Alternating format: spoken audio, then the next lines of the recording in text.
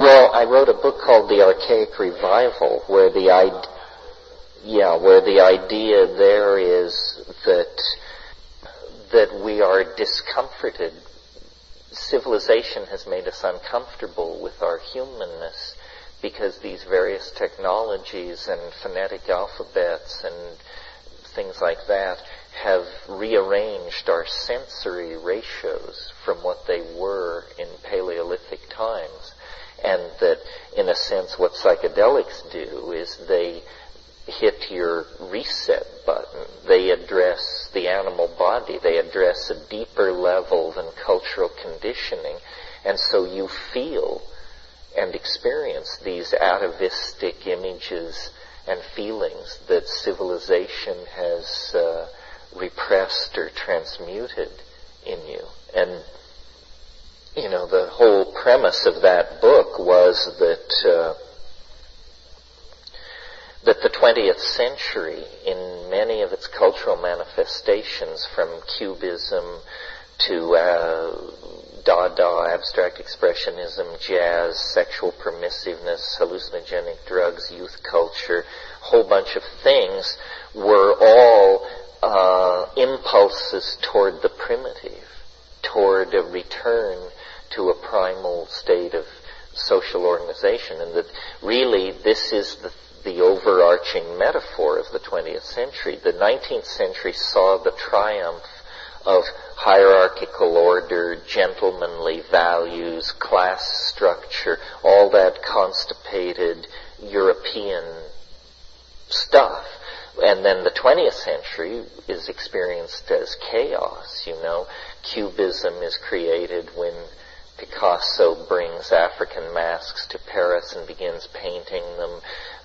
Freud announces that we are not just Christian ladies and gentlemen, but right beneath the surface, the incest drive, cannibalistic drives, extremely violent, primitive impulses are there.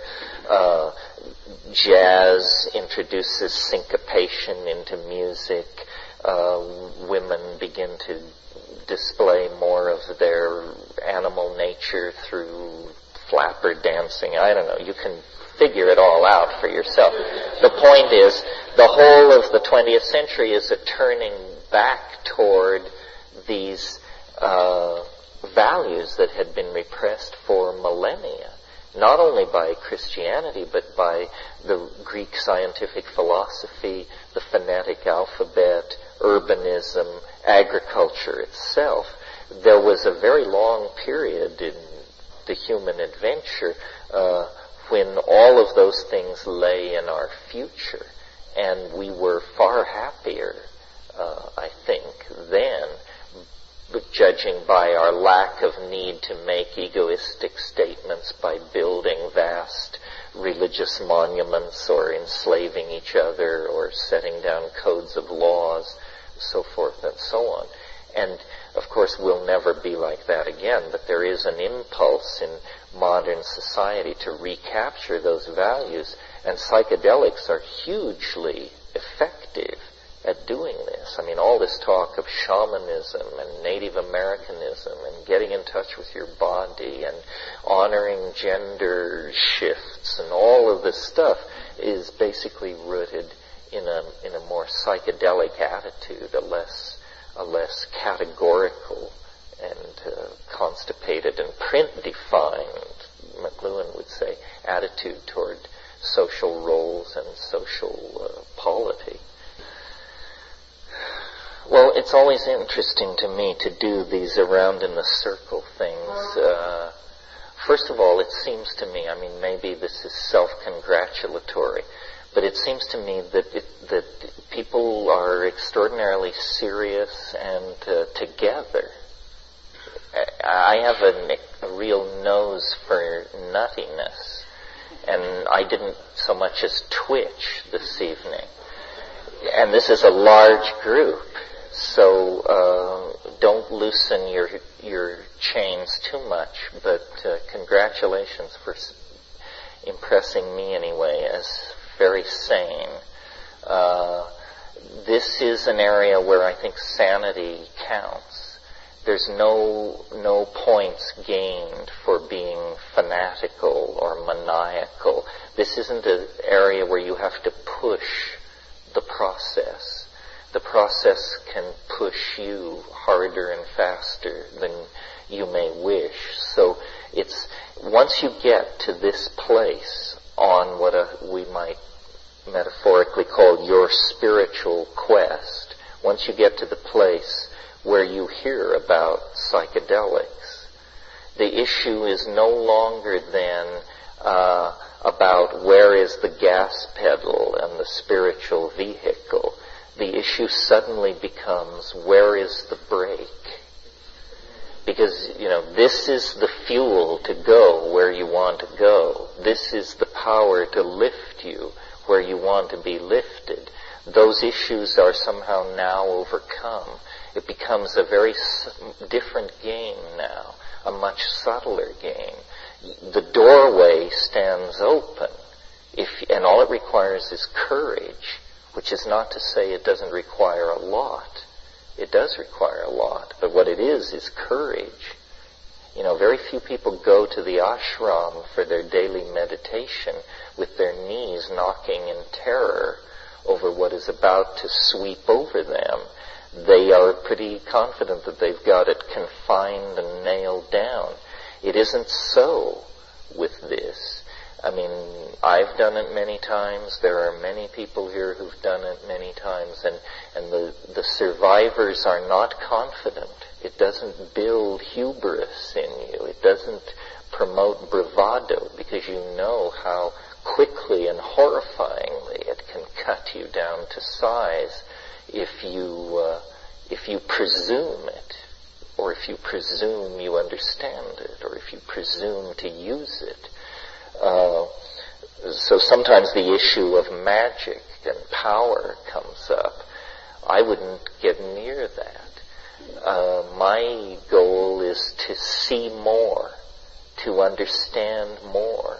And what I do on a trip is damn near absolutely nothing. I have 2 or 3 J's rolled in front of me. If I can get through them in the course of the evening, all goals have been met. To see, to understand, to remember. It's an incredible statement about our humanness. It's a double-edged statement about our humanness, that within us, under the influence of these plants, we have literally Niagaras of alien beauty.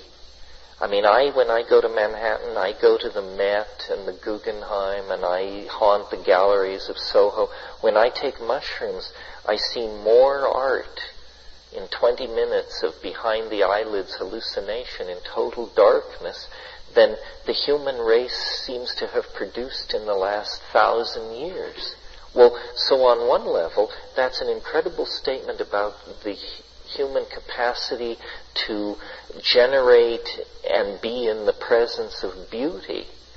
But the paradox is that so few people know this, that our ordinary styles of being, our ordinary relationships to plants, our main brand religions almost never carry us into the sense of this potential for beauty. And when I was young, in my early 20s, wandering around India, trying to sort all this out, having taken some psychedelics, but reading yogic texts and Mahayana texts and all this, I discovered in every culture there is what I call wise old man wisdom, or wise old woman wisdom.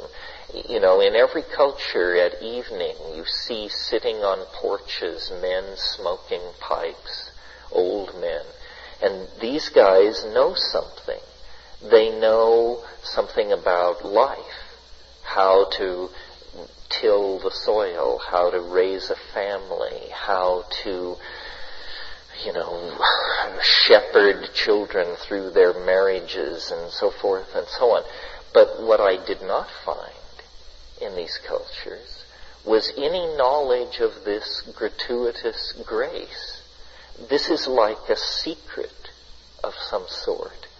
And it's a true secret in that telling it does not give it away. I know this because I've been trying to tell the secret for 25 years to anyone who would listen, as you listen tonight. And I don't know how many people hear, at what level people hear me. And there are many problems. First of all, there's the problem of dose. It's a physical problem.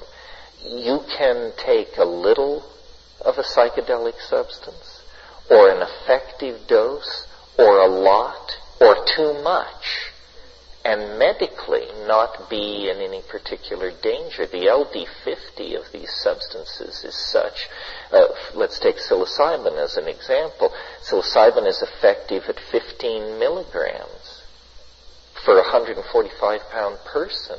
But the LD50, the lethal dose, is something like 110 milligrams per kilogram of body weight. In other words, hundreds of times more than a dose that you would swear you were melting down, you were becoming the earth, you would never live to tell the tale. And actually, you're in no medical danger at all.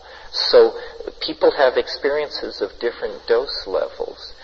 I've always been interested in what the literature describes as effective doses. What this means is that you're so loaded that a guy standing there with a clipboard looking at you is completely convinced you're totally loaded. All pretense dissolves. At these higher doses, the machinery of phenomenological description begins to come to pieces on you. And in my experience, someone mentioned the difference between mystical experiences and psychedelics. There are enormous similarities and enormous differences. If you study the mystical literature of Hinduism, Christianity, Buddhism, it all triangulates toward unitary states. The Bodhi mind, the white light, the ineffable, the unnameable, the radiance, vocabularies like this, which indicate some kind of homogeneity. Well, in my experience, though, when you push LSD, there is something somewhat like that. LSD is not my idea of the paradigmatic hallucinogen. It's different in many ways.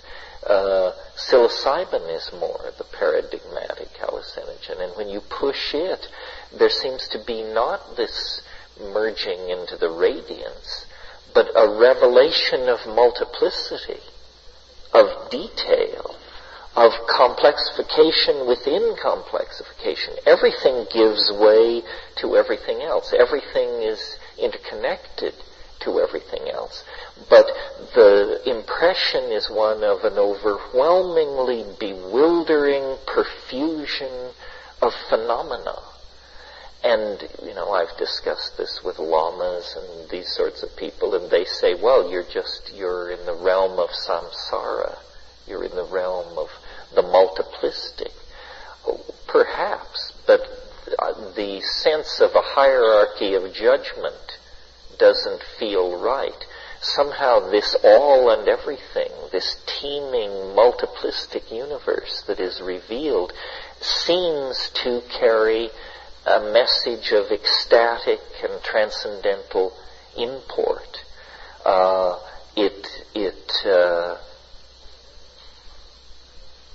It's all and everything, in Gurdjieff's phrase. And one of the ideas that I want to explore with you in the course of the weekend is, most discussions of psychedelics orbit around what will it be like when I take it. Well, that's very interesting and, of course, important to the individual. But to me, an equally interesting question is, what has been the impact of this experience on the evolution of human beings over hundreds of thousands of years. In other words, what is it that we share with this planet? A kind of coevolution, not only with another order of being, which it certainly is, but the great confounding fact that I've brought back from my excursions into these places is that there is an organized intelligence in there, out there, over there, far more alien than the cheerful pro bono proctologists that haunt the trailer courts of the less fortunate.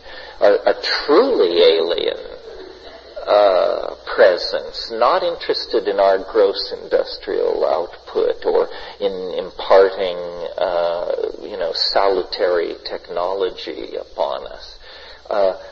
Well, then what does it mean that our culture has sealed us off from this information?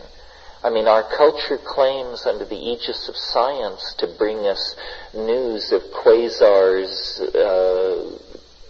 kilochasms of time and space away, news of the activities at the nucleus of the cell, at the heart of the atom, and yet here's a world that begins right behind your eyebrows, that any mention of it either brings talk of mental pathology or how you've transgressed certain laws of the village. In other words, this culture has reared the edifice of empirical understanding and modern science and existential philosophy. This edifice has all been put in place in complete ignorance and denial of a fact of experience that is approximately as easy to access as orgasm. I mean, by different means, but nevertheless not far away. And yet we in the West have navigated for 1,500 to 2,000 years with this simply an easily repressed rumor. How did we get into this situation? In other words, if there was a primordial era of shamanism and plant symbiosis and a mediated relationship with nature through the Gaian intelligence, how did we fall then into the domain of post-Renaissance, post-medieval, post-industrial culture? And then, what is the implication for the future of, in this dark hour of complete overcommitment to technology, economic solutions, rational reductionism, materialism, so forth and so on. In the darkest hour of our commitment to these things, this news arrives from these repressed Aboriginal people that we have marginalized and humiliated in the process of building our own version of a global culture. Well, obviously I'm not going to try to answer these questions tonight, but this, to my mind, in the 11th century, when the Islam swept across Asia Minor, in Isfahan, in Iran, they built these immense mosques with mosaicked, vaulted roofs. And one of the great historians of Islam said of the city of Isfahan in the 10th century, he said, it is half the world. A single city, half the world. In a way, psychedelics are half the world. And yet, how few people have ever visited these sites, have ever stared into these particular vistas of beauty. And as was said in going around the circle, the impact of these psychedelics, where they hit us hardest, is in the domain of visionary imagining and the effort to communicate about our visionary imaginings. In other words, where they hit us hardest is in the domain of art and invention and novelty. And we have built a culture that, however hostile it may be to the psychedelic experience, it is incredibly friendly toward novelty, innovation, creativity, cultural evolution, celebration of difference, so forth and so on. So I would like to believe that the long prodigal journey of Western humanity to a well-nigh perfect understanding of the nature of matter and energy and space and time, that prodigal journey can only be redeemed and made meaningful if the things learned in the shamanic descent into history, which it is a shamanic descent. I mean, we have achieved what the alchemists only dreamed of, and we've achieved it, strangely enough, by abandoning their illusions. They were epistemologically naive. You do not discover fusion by endlessly rarefying mercury. You do not disentangle DNA by heating chemical vessels in horse dung. We had to abandon the naivete of alchemy to achieve its goals, which were mastery of space and time, control of human longevity and health and psychological well-being. Well, at the center of the alchemical ideal was the idea of the stone, something part mineral, part mental, part spiritual, something drawn out of nature, but perfected by human artifice, and then reflecting back upon man a perfect world created through magic. This is the faith of the Renaissance magi, Marcello Ficino and Campanella and these people. It's a different idea than the idea of man as a fallen creature, or science's notion of man as a mute witness to a meaningless universe. The magical ideal that these things fertilize and support is the idea that humanity is somehow the co-partner, a full partner in creation, and that what God has brought into being, the human imagination can perfect. And it's a necessary faith for our time, because the power that we have is so great. If the power that science has given us does not serve a transcendental ideal, then it will serve some kind of fascist ideal, and most people will be reduced to equations and parts of a machine that does not serve the human individual or the human community. Psychedelics are a catalyst for the imagination. They raise the ante in the historical poker game. They show that there is more than one way to skin a cat. And we have come to a place of bifurcations, immense choices. The decisions and the processes that are put in place in the next 20 years will probably put the stamp on whether humanity and this planet are made or broken as a cosmic concern. Well, consciousness is the key. What is dragging our boat is an absence of consciousness. You know, we have 1 foot in angelhood and 1 foot in the identity of a carnivorous ape. And the tension between these two on a global scale is excruciating. So if psychedelics, if there is one chance in 1,000 that they contribute an increased measure of consciousness to this situation, then they are a precious gift, a resource, an option, a possibility to be explored. I don't advocate these things because I think it's a sure thing or a safe path to the eschaton, I advocate them because they're the only game in town. If hortatory preaching could have done the trick, then the Sermon on the Mount would have been the turning of the corner.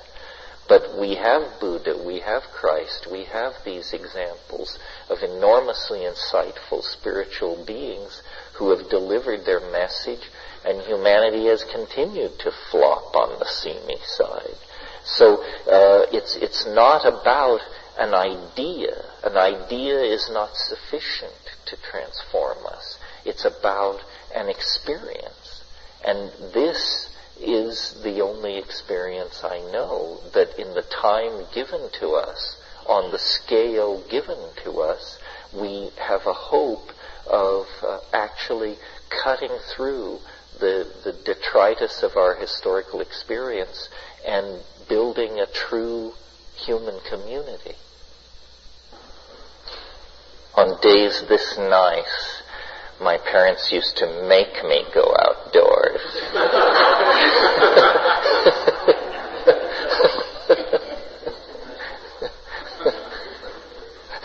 I had no excuse anymore for staying in. No, actually I vacillated. I spent a lot of time on my stomach on the couch reading, and then a lot of time scrambling around in the nearby semi-arid wilderness, looking for fossils, and later collecting butterflies, and then after that building and launching rockets, Freud notwithstanding. And it was lots of fun, but there was certainly lots of fun inside books. So last night was sort of a first pass at all of this, and there were questions left unanswered and threads untied, and now you've had a certain amount of time to absorb all that before I launch into some rap of my own. Is there anything anybody wants to carry forward? Yeah. I realized last night that I didn't mention that I have an interest in the I Ching. I don't think anyone else has really mentioned it either. But your work and others in trying to tie that to other systems of order, DNA, calendars and stuff, is also difficult to understand. Yeah, well, several people last night mentioned novelty theory, but you're right, the I Ching itself wasn't mentioned, which we could do, and I have done 5-day workshops on nothing but the I Ching, especially its mathematical deconstruction. So we'll talk about all of this probably this morning if I feel like it. Novelty, order in nature. Since we're talking around it and through it, I might as well just do it. What does it have to do with psychedelics and all that? Well, the bridge of connections, there are many, but for purposes of discussion, these psychedelic experiences, in my opinion, when correctly managed, end up giving you a big idea. That's a really successful psychedelic experience. It's not where you simply have observed this bewildering other dimension and try to come to terms with it and then come out and then live in the light of it because it's made the universe so much bigger. But following like a shamanic model of a journey to obtain a gift or to recover a lost jewel, or this is the shamanic motif, it's always one of loss and recovery. These flights into this realm of the Logos, the real stamp of authenticity on them comes when you bring back a new idea, something brand new. That proves that you're not just talking to yourself. And so I, knew this and aspired to a new idea, whatever that might be, but I had no notion of what it was. And my problem as an intellectual throughout my entire life has been, it's hard for me to go to depth with anything. You know, I study Roman history for a year. I study German for a year. I study the Maya for a year. But I never could get that professional mania that leads you into becoming, you know, a real academic in a specialized sense. So this download for a big idea, somehow these psychedelic experiences set you up for it. They're not the only way, but they're the only way where you have some managerial control. The other methods all seem to be driven from the unconscious. For instance, if you read Thomas Kuhn's book, The Structure of Scientific Revolutions, you discover there that these huge rational idea systems were downloaded in very shady and shaky mystical ways. The classic example that I always give, because it has so much fun, basically, is that, René Descartes' invention of scientific materialism was at the behest of an angel. An angel appeared to him in a dream. He records it in his diary, and the angel says, the conquest of nature is achieved through measurement and number.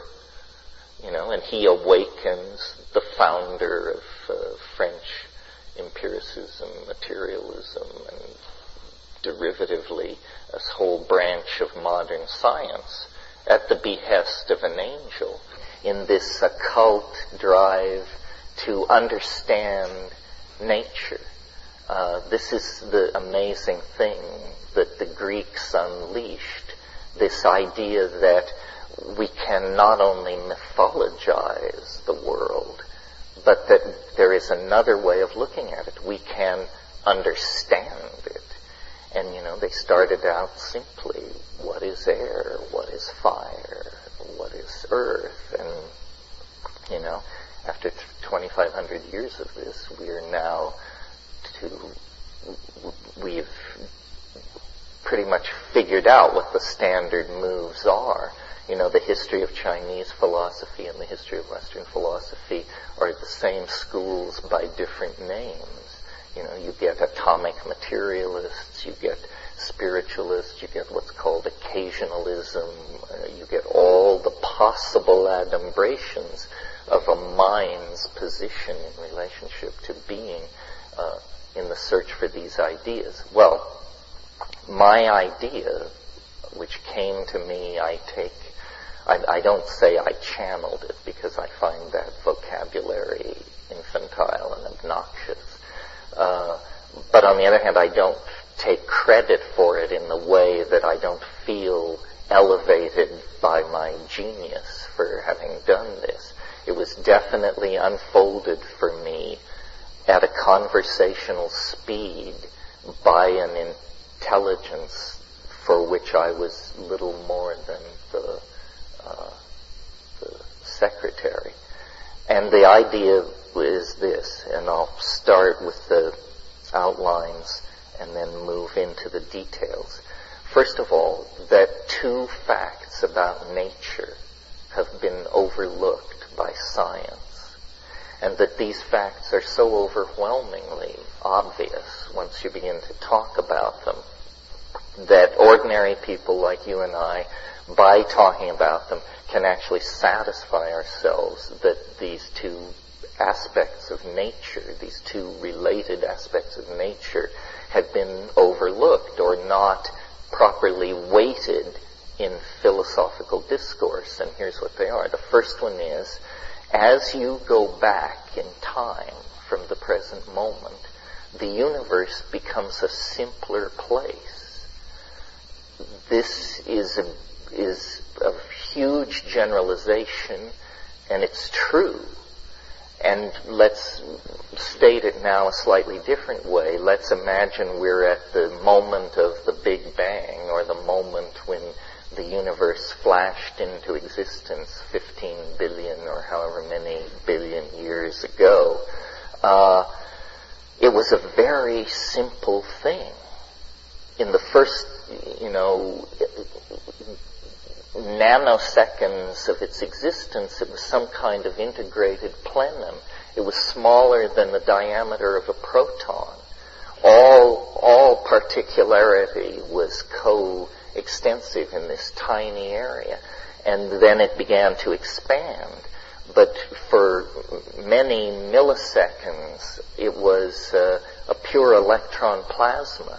There was only a certain kind of physics, only the physics of pure electrons.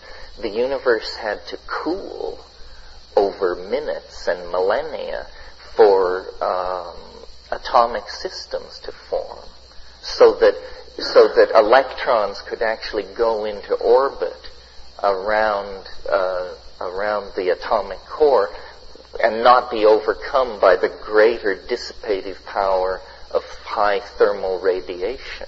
So until the universe cooled below a certain point, atomic systems, as it were, couldn't crystallize out. And then they did.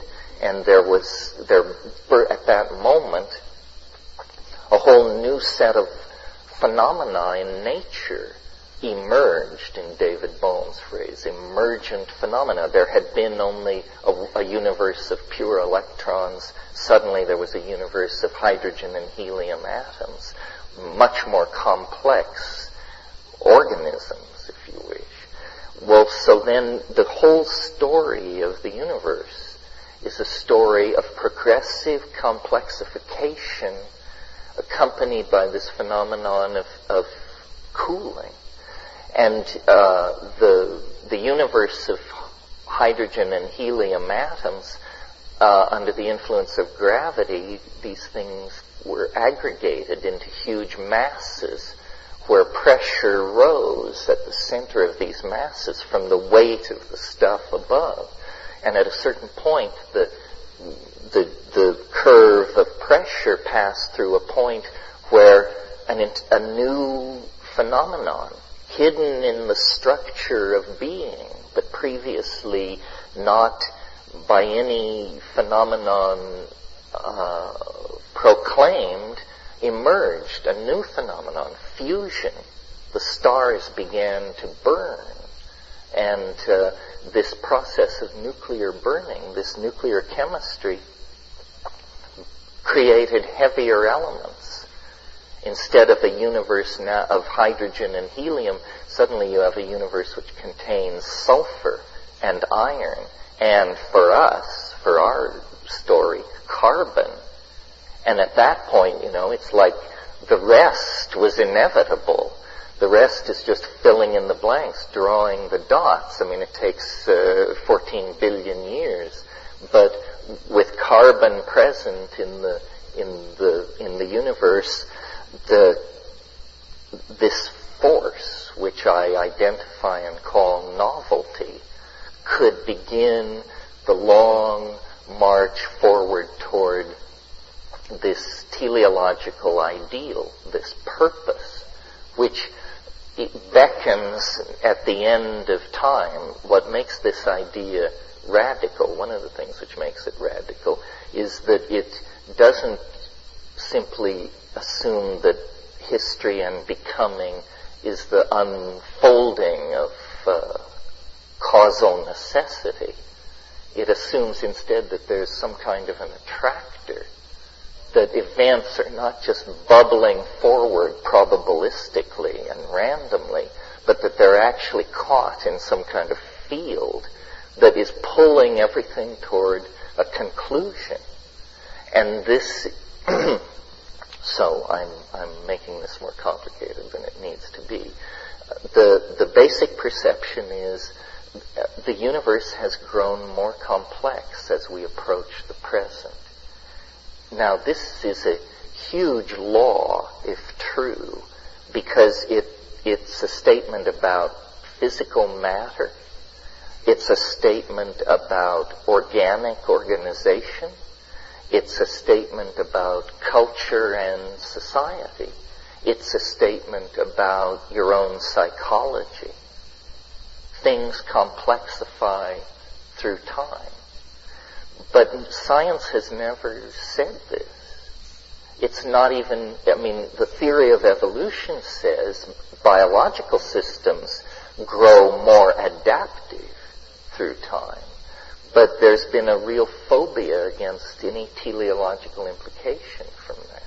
But this is a general rule which I submit to you by investigating the nature of things on your own, can completely satisfy yourself that this is true.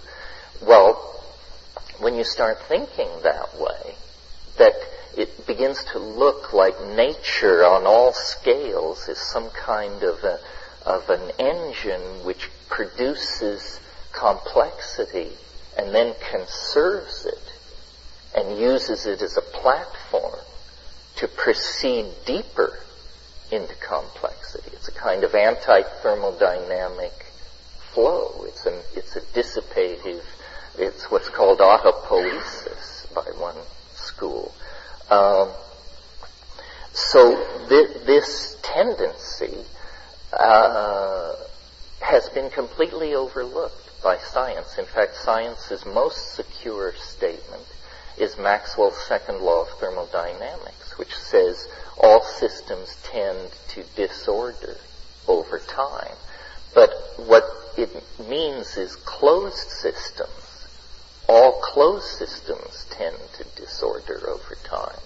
Well, biology is some kind of a loophole in the laws of physics and chemistry, because what's happening in biology is complex materials are trapped inside membrane, and energy is extracted from these materials, and so a chemical process which would ordinarily ride down into entropy and obey the second law of thermodynamics is trapped in a kind of basin of attraction far from equilibrium.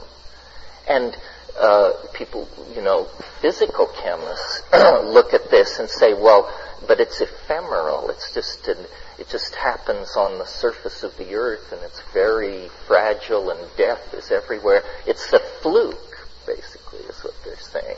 Well, but this is just their professional bias, because you can go into the rocks of this planet and discover life and a continuous fossil record 4.83 billion years deep.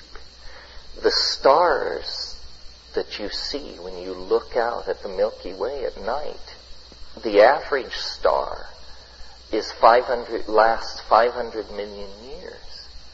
So we just happen to be in orbit around a very stable, slow-burning type of star.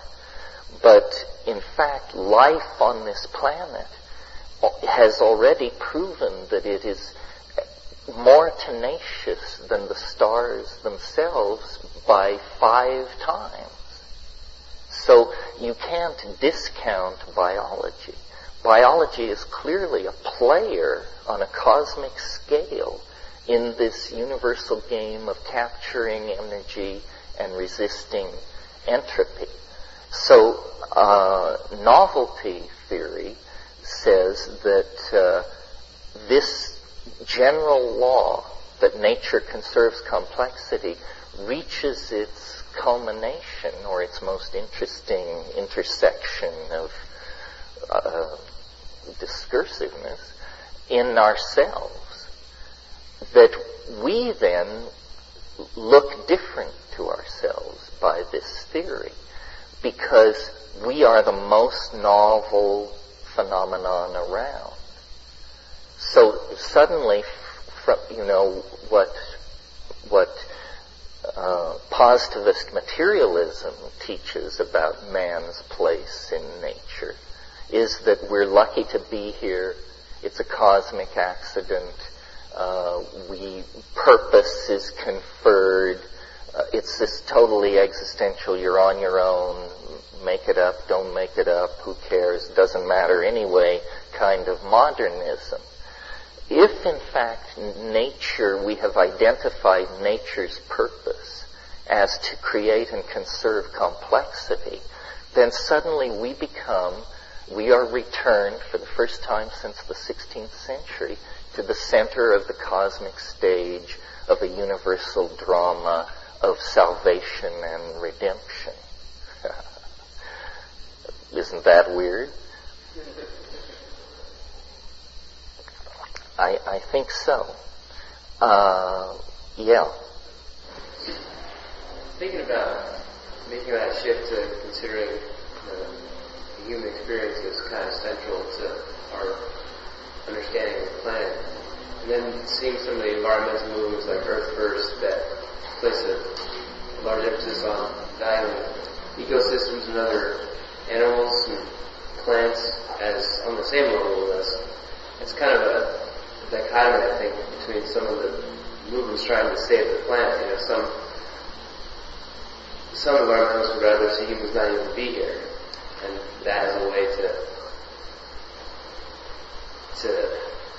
put the necessary factors in place to save the planet. Whereas this side of the argument says that we need to realize how special we are and what's going on up here to be able to rebalance things. And it's kind of a strange line to walk between valuing ourselves and not overvaluing ourselves.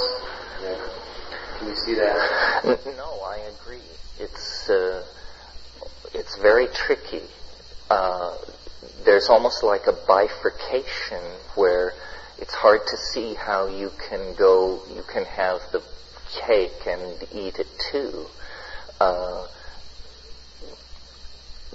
There is the concept of the forward escape, which I'm tending more and more to believe in, that it's a desperate strategy from a military point of view, the forward escape. And forward escape is where you realize the only way out is right up the center.